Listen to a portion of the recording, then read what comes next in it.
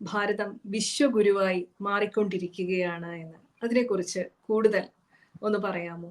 കേരളവും അതിന്റെ ഭാഗമാകുമോ എന്നുകൂടി അറിയാൻ ആഗ്രഹമുണ്ട്. അല്ല, അതിന് ഈ വിശ്വഗുരുവ ആയിക്കൊണ്ടിരിക്കുന്നു എന്നുള്ളത് ആർക്കും ബോധ്യമാകാവുന്ന ഒരു കാര്യമാണ്.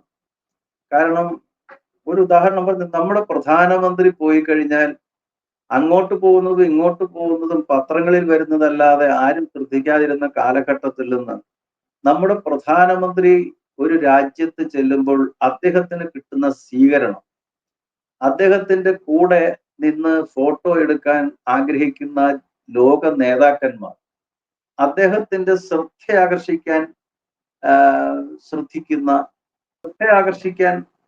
ശ്രമിക്കുന്ന നേതാക്കന്മാർ, ഇതൊക്കെ തന്നെ മതിയല്ലോ. പിന്നെ അദ്ദേഹം ചെല്ലുന്ന രാജ്യങ്ങളിൽ അവിടുത്തെ ഭാരതീയരായിട്ടുള്ള ആളുകൾ, ആ രാജ്യങ്ങളിൽ വസിക്കുന്ന ഭാരതീയരായിട്ടുള്ള ആളുകൾ അദ്ദേഹത്തിന് കൊടുക്കുന്ന സ്വീകാര്യത, അവിടെ എത്തിച്ചേരുന്ന ജനലക്ഷങ്ങൾ, അതൊക്കെ തന്നെ മതിയല്ലോ നമുക്ക് കിട്ടുന്ന അംഗീകാരം. എത്രയോ ആളുകൾ ഇവിടെ നിന്ന് പോയിരിക്കുന്നു. ഇപ്പോ അമേരിക്കയിലുള്ളവർക്ക്, കാനഡയിലുള്ളവർക്ക്, ഇംഗ്ലണ്ടിലുള്ളവർക്ക്, ഇവിടെയൊക്കെ ഉള്ള ആളുകൾക്ക് ഭാരതീയരാണ് എന്ന് പറയുന്നതിൽ വളരെ അഭിമാനമുണ്ട് എന്ന് അവർ തന്നെ പറയുന്നു. അത് തന്നെ വലിയൊരു സർട്ടിഫിക്കറ്റ് അല്ലേ ഇന്ത്യയുടെ ഈ അംഗീകാരത്തിന്.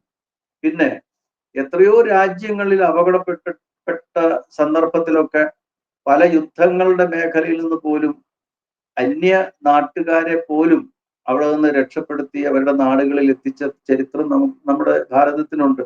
അതൊരു വലിയ കാര്യമാണ്.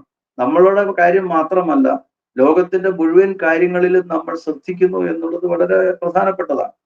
അപ്പൊ കോവിഡ് വന്നു, നമ്മൾ ഒരിക്കലും അതൊരു ഈ മരുന്ന് വിറ്റ് കാശാക്കാനുള്ള ഏറ്റവും നല്ല ഒരു ഓപ്പർച്യൂണിറ്റിയാണ് എന്ന് പല രാജ്യങ്ങളും വിചാരിച്ചപ്പോഴും ഇന്ത്യ അങ്ങനെയല്ല.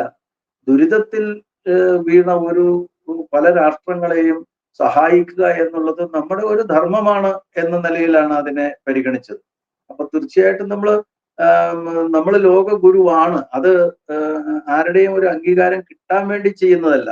അത് നമ്മുടെ ഹൃദയത്തിലുണ്ട്. അതുകൊണ്ടാണ് വിവേകാനന്ദ സ്വാമികൾ അവിടെ ചെന്ന് എൻ്റെ അമേരിക്കയിലെ സഹോദരി സഹോദരന്മാരെ എന്ന് പറയുന്നത്. അത് അദ്ദേഹത്തിന്റെ ഹൃദയത്തിൽ തോന്നിയിട്ടുള്ളൊരു ഫീലാണ്.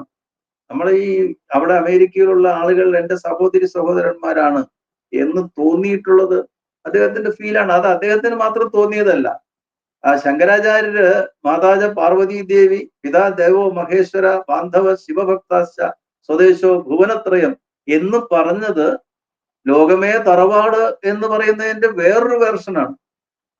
ലോകം മുഴുവൻ ഒരു കുടുംബമാണ് എന്ന് പറയുന്നതാണ്. അതുപോലെ തന്നെ ലോകാ സമസ്ത സുഖിനോ ഭവന്തു എന്ന് പറയുന്നതിന്റെ വേറൊരു വെർഷനാണ്. ഇങ്ങനെ ഭാരതം എക്കാലത്തും ജീവിച്ച ഒരു ഫിലോസഫിയുടെ ഒരു പ്രതിഫലനം മാത്രമാണ് ഇവരൊക്കെ അവിടെ ചെല്ലുമ്പോൾ കാണിക്കുന്നത്. അല്ലാതെ അതൊരു നാട്യമല്ല. അത് അവരുടെ സ്വാഭാവികമായി സംഭവിക്കുന്നതാണ്. നമ്മുടെ നാട്ടിൽ തന്നെ 2000 കൊല്ലം മുമ്പ് ഇസ്രയേലികൾ ജൂതന്മാർ വന്നപ്പോൾ അവർക്ക് താമസിക്കാൻ സ്ഥലം കൊടുത്തത് നമ്മളല്ലേ. അപ്പൊ നമുക്ക് ലോകം കഷ്ടപ്പെടുന്ന ആളുകളുടെ ദുരിതങ്ങളിൽ അവരുടെ കൂടെ നിൽക്കുക എന്നുള്ളത് നമ്മുടെ ഒരു ധർമ്മമാണ്. അത് നമ്മൾ എക്കാലത്തും പാലിച്ചിട്ടുണ്ട്. ഈ വിശ്വം മുഴുവൻ ഒന്നാണ് എന്ന് പറയുമ്പോൾ, വിശ്വം മുഴുവൻ ഒരു കൂടാണ് എന്ന് പറയുമ്പോൾ, ആ കൂടാണ് എന്നുള്ളത് കടലാസിൽ എഴുതി വെച്ച കാര്യമല്ല, നമ്മുടെ ഹൃദയത്തിൽ തോന്നുന്ന ഒരു വികാരമാണ് ഓരോ ഭാരതീയന്റെ. അതിന്റെ അടിസ്ഥാനപരമായ തത്വശാസ്ത്രമാണ് സനാതന ധർമ്മത്തിൽ പറയുന്ന ഈ പ്രപഞ്ചം മുഴുവൻ ഒന്നാണ്, ഈശ്വര ചൈതന്യമാണ് എന്നുള്ള ആ ഒരു ചൈതന്യത്തിന്റെ ബഹിർസ്ഫുരണങ്ങളാണ് നമ്മൾ കാണുന്ന വ്യക്തികളും സമാജവും രാഷ്ട്രവും എന്ന തിരിച്ചറിവ് ഉള്ളിന്റെ ഉള്ളിൽ ഉൾക്കൊള്ളുന്നത് കൊണ്ടാണ് അവർക്കിത് ഏത് സമയത്തും, ഏത് കാലഘട്ടത്തിലും, ഏത് അവസരത്തിലും, ഏത് വിപരീത സാഹചര്യത്തിലും അതേ രീതിയിലേ അവർക്ക് പ്രവർത്തിക്കാൻ പറ്റുള്ളൂ. ഇന്ത്യക്ക്, ഭാരതത്തിന് ലോക ഗുരുവായിട്ടേ പ്രവർത്തിക്കാൻ പറ്റൂ. അരവിന്ദ മഹർഷി അതാണ് പറഞ്ഞത്. ഇന്ത്യ സ്വാതന്ത്ര്യം കിട്ടുന്നത് അവൾക്ക് വേണ്ടി മാത്രമല്ല, ലോകത്തിന് വേണ്ടി ആണ് എന്ന് അദ്ദേഹം പറഞ്ഞത് വെറുതെ അല്ല. നമ്മൾ മനസ്സിലാക്കേണ്ട ഒരു കാര്യം അത് തന്നെയാണ്. ഇന്ത്യക്ക് സ്വാതന്ത്ര്യം കിട്ടുന്നത്, ഇന്ത്യ ജീവിക്കുന്നത്, ഇന്ത്യയിലെ ആധ്യാത്മികത വേണം, ഇന്ത്യക്ക് സ്വാതന്ത്ര്യം കിട്ടണമെന്ന് നമ്മുടെ ജനത ആഗ്രഹിച്ചത് മുഴുവൻ ലോകത്തിന് കൊടുക്കാൻ ചില കാര്യങ്ങൾ ഇന്ത്യക്കുണ്ട് എന്നുള്ളത് കൊണ്ടാണ്. അത് എന്താണ്, പരമേശ്വരനിൽ നിന്ന് തുടങ്ങി ശങ്കരാചാര്യനിൽ നിന്ന് വീണ്ടും മധ്യത്തിൽ ശങ്കരാചാര്യരും ഇവിടെ നാരായണഗുരുവും ചട്ടമ്പിസ്വാമികളും ഒക്കെ കഴിഞ്ഞ് നമ്മുടെ ഗുരുവിന്റെ അടുത്ത് വരെ നിൽക്കുന്ന ഈ മഹത്തായ പാരമ്പര്യത്തിന്റെ ഒരു ബലം തന്നെയാണത്. അപ്പൊ അത് സ്വാഭാവികമായിട്ടും അത് അവര് അങ്ങനെ അവർക്ക് പ്രവർത്തിക്കാൻ പറ്റൂ. അങ്ങനെ അല്ലാതെ പ്രവർത്തിക്കാൻ അവർക്ക് സാധ്യമല്ല. അത് തീർച്ചയായിട്ടും അതുകൊണ്ട് സ്വാഭാവികമായിട്ടും നമുക്ക് ലോക ഗുരുവായി തീരും എന്നുള്ളതിന് ഒരു സംശയവും വേണ്ട. അങ്ങനെയാണ് ലോകം അത് അംഗീകരിച്ചു തുടങ്ങിയിരിക്കുന്നു. അത് സാമ്പത്തിക മേഖലയില്, സാംസ്കാരിക മേഖലയില്, രാഷ്ട്രീയ മേഖലയില്, മറ്റെല്ലാ മേഖലകളിലും അംഗീകരിക്കപ്പെട്ട് തുടങ്ങിയിരിക്കുന്നു. അത് വരും കാലങ്ങളിൽ കൂടുതൽ കൂടുതൽ നമ്മുടെയൊക്കെ തലമുറയിൽ തന്നെ നമുക്ക് കാണാൻ കഴിയും എന്ന് തന്നെയാണ് എൻ്റെ വിശ്വാസം. വളരെ മനോഹരമായിട്ടുള്ള ഒരു വാക്കുകളാണ് കേട്ടത്. നമുക്ക് ആവേശം നൽകുകയാണ്, പ്രതീക്ഷ നൽകുകയാണ്, സ്വപ്നം കാണാൻ തുടങ്ങിയിരിക്കുന്നു. നമ്മുടെ ഭാരതം ലോകശക്തിയായിട്ട്, നമ്മുടെ ആദരണീയനായിട്ടുള്ള മുൻ പ്രസിഡന്റ് പറഞ്ഞ പോലെ, APJ അബ്ദുൽ കലാംജി പറഞ്ഞ പോലെ ഭാരതം ലോകശക്തിയായി മാറും എന്ന് തന്നെയാണ് അങ്ങയുടെ വാക്കുകൾ കേൾക്കുമ്പോഴും നമുക്ക് മനസ്സിലാകുന്നത്. രാജശേഖർജി, അടുത്ത ഒരു ചോദ്യം, കേരളത്തിലുള്ളവർക്ക് കുംഭമേളയ്ക്ക് പോകാൻ പാടില്ലേ എന്നാണ്. ഇത് പറയുമ്പോൾ ശങ്കരാചാര്യ തൃപ്പാദങ്ങളുടെ മാഹാത്മ്യവും കൂടി അങ്ങയിൽ നിന്ന് പ്രതീക്ഷിക്കുകയാണ്. ഈ കേരളത്തിൽ നിന്ന് കുംഭമേളയ്ക്ക് പോകാൻ പാടില്ലേ എന്ന് ആരോടും ചോദിക്കേണ്ട കാര്യമില്ല.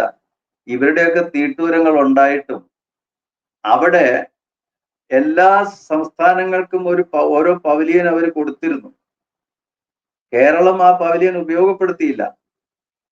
കേരളം അതിനു വേണ്ട സൗകര്യങ്ങൾ ചെയ്തില്ല. കേരളത്തിലെ മാധ്യമങ്ങൾ ഇതിനെതിരായിട്ട് നിന്നു. കേരളത്തിലെ അധികാര സ്ഥാനത്തിരിക്കുന്ന രാഷ്ട്രീയ പ്രസ്ഥാനങ്ങളെല്ലാം അതിനെ അവഗണിക്കുകയും നിന്ദിക്കുകയും ഭത്സിക്കുകയും ചെയ്തു. പ്രതിപക്ഷത്ത് ഉള്ളവരാണ് അത് ചൂണ്ടിക്കാട്ടേണ്ടിയിരുന്നത്. ആ പ്രതിപക്ഷത്തെ രാഷ്ട്രീയ പ്രസ്ഥാനമായിട്ടുള്ള കോൺഗ്രസിന്റെ ഒരു സമന്നത നേതാവ് തന്നെ കുംഭമേളയെ പറ്റി പറഞ്ഞത് നമുക്കറിയാം.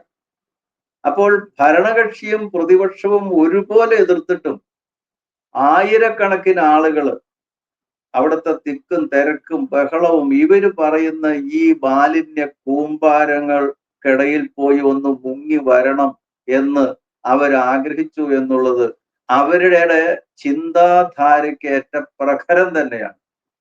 അക്കാര്യത്തിൽ ഒരു തർക്കവും വേണ്ട.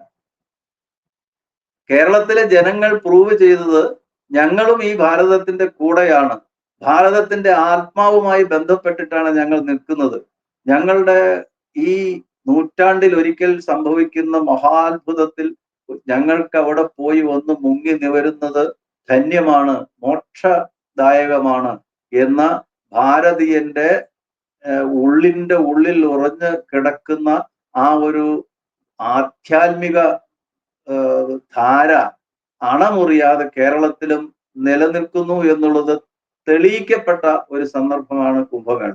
അതാണ് കേരളീയർക്കുള്ള പ്രതീക്ഷ. ആ പ്രതീക്ഷ ഇനിയും വളരും. ആ പ്രതീക്ഷ വളരും തോറും ഇവർക്ക് അസ്വസ്ഥത ഉണ്ടാക്കുന്നു എന്നുള്ളത് കൊണ്ടാണ് അവർ ഇതിനെ എതിർക്കുന്നത്. അവരെതിർക്കുന്നത് വെറുതെ ഒന്നുമല്ല. കാരണം ഈ ദേശീയധാര അവരുടെയൊക്കെ അവഗണനയ്ക്കും അപ്പുറത്തേക്ക് വളരുന്നു എന്നുള്ളതാണ് അവർക്ക് തോന്നുന്ന വലിയ ഉത്കണ്ഠ. ആ ഉത്കണ്ഠ സ്വാഗതാർഹമാണ്, കാര്യത്തിൽ തർക്കമൊന്നുമില്ല. അത് കൂടുതൽ കൂടുതൽ ഉത്കണ്ഠ ഉണ്ടാവട്ടെ എന്നാണ് നമുക്ക് പ്രാർത്ഥിക്കാൻ കഴിയുക.